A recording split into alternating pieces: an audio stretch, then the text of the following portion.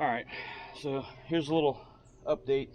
This is a large heavy lift drone that I built.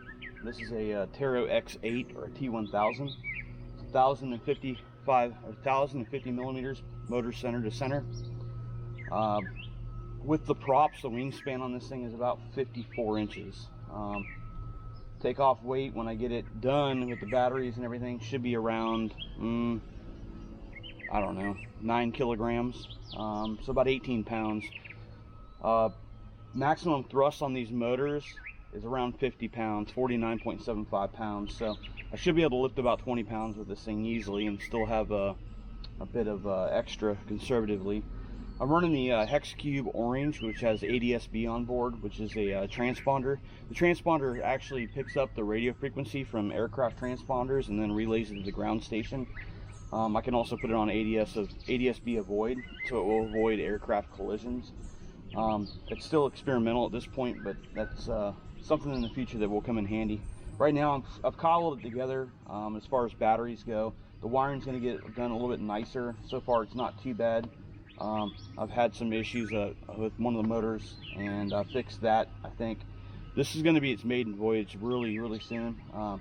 So as we edit this video, you're going to see the maiden voyage on this thing. So what happens. To say I'm nervous is an understatement. A lot of hard work and a lot of money in this thing to see it just flip over and crash. So it almost happened once already.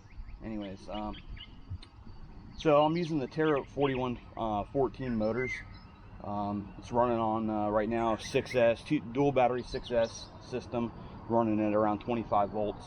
Brushless motors, of course.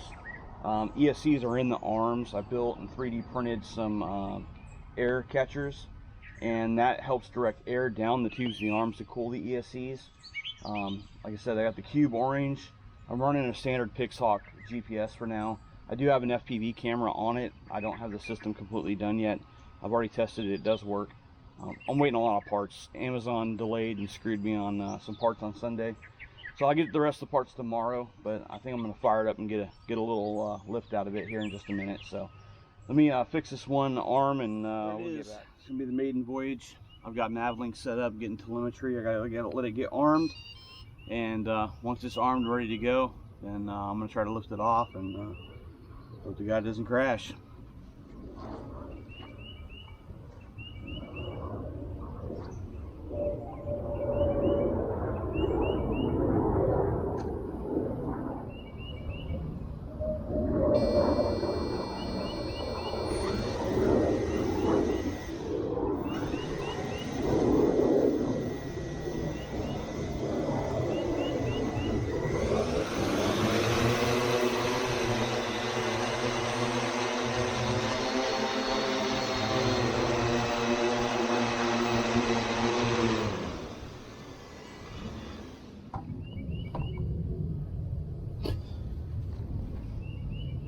That was sweet.